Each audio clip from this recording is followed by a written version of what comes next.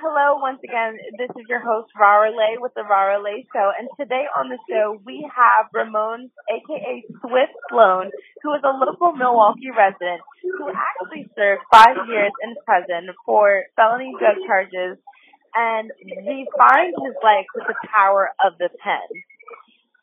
Ramon is currently a successful real estate agent who sells properties in Milwaukee's most prominent areas. He has also transitioned into an independent book author with 4 published novels, as well as the producer of his very first film based off of his first novel entitled Circumstance. Ramon, welcome to the show, and thank you so much for coming on. How are you? Hey, thanks for having me. I appreciate it. I'm great. So I want to just go ahead and jump right into the interview, and I always ask my guests, who exactly are they? So who exactly is Swift Sloan? Who am I? Well, I'm first of all, I'm a father. I'm a son. A businessman, friend to many people, mentor to a lot of people, young people and whatnot, and I'm a survivor. When was the moment that you realized that the way you were living before was not the life that you wanted to live anymore and things needed to seriously change?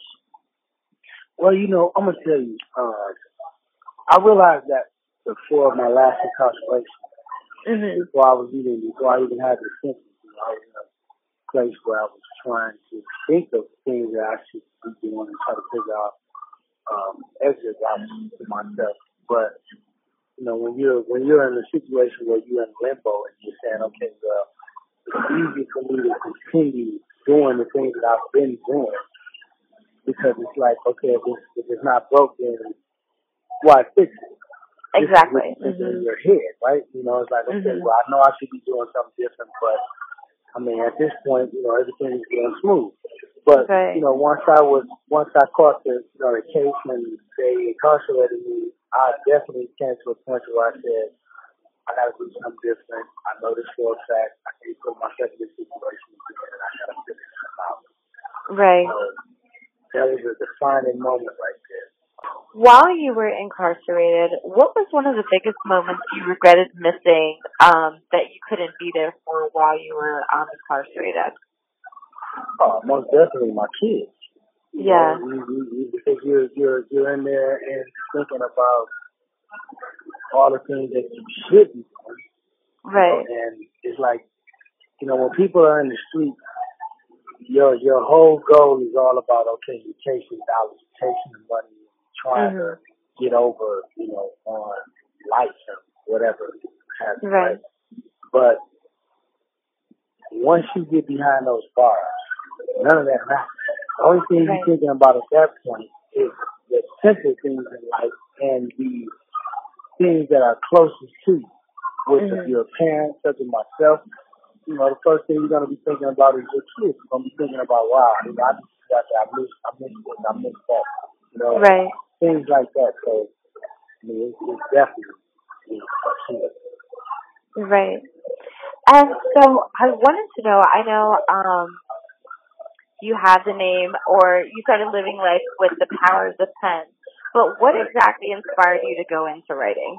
I was actually sitting in the cell and I was reading a book that I was reading a book probably for I want to say the 5th time by Terry Wood. It was called I'm sorry, The Truth of the Game, right? Okay. So I'm reading this book and I'm thinking like, wow, it's like one of my favorite novels.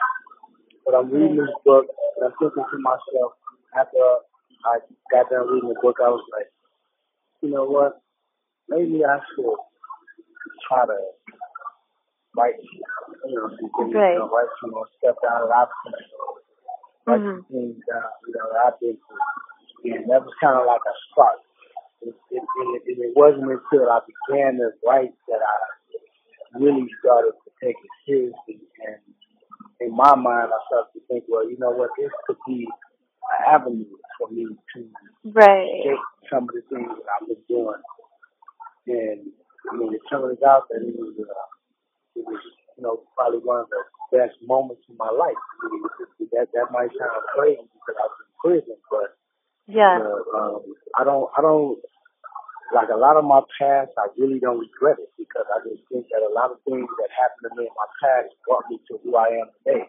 If a lot of things didn't happen in my past, I wouldn't be who I am. So tell me a bit more about your book series entitled Motivation. Well, Motivation is it's a book series about about a young man and a group of his friends who, all of these guys, you know, they thought that they were basically creating a better situation to get out of a bad situation. But it turns out that, you know, they were really creating a worse situation. And I mean, it's a typical story in the city of Harvard area. I mean, it's like, okay, everybody believes that the best thing to do is to basically manipulate your environment in a negative way. Manipulate your environment in a negative way to get the things that you want in life. And but what they don't understand is consequences behind everything. So motivation is a story of people that are trying to get ahead and bring themselves out of poverty, but they're really putting themselves back into a worse situation, putting themselves into a worse situation. Right. One of the books you actually, you're turning that into a movie. So could you tell me a little bit about that and how production went? Yeah, Circumstances is actually based on Motivation Part 1. Okay. It's actually based on Motivation Part 1. And, you know, it's the process of turning into a film. You know, the first thing I did was, you know, I got the script together and everything. And it took me some years to actually see that to fruition and actually bring it into a place where it was actually ready to be produced. And you know, once I produced it, you know, it took us about 10 days to shoot the whole film. Wow. I mean, we were working like 10, 12, 13-hour days. You know, sometimes even longer than that to get it done. And I mean, it was a process. It was a process. And you know, I mean, it was. What is your mission moving forward? That's a good question. You know, I think my mission moving forward is to inspire people in a positive way. Inspire people that normally, you know, they can't find inspiration from other avenues. You know, I wanna touch people that it's difficult to touch. People that come from the same place where I come from. And not only that, but also just everybody. You know, I want to, anybody who looks at my story, look at my life, look and know where I come from, you know, I want them to feel as though, okay, it's always hope. It's never a situation where I need to give up on anything, or it's never a situation. It's amazing, honestly. And I think even your story is already an inspiration because you've taken a moment where other people would have succumbed to and your plans for the future. Are you working on anything else right now? Oh yeah, I'm actually I have another book that'll be dropping in the coming months.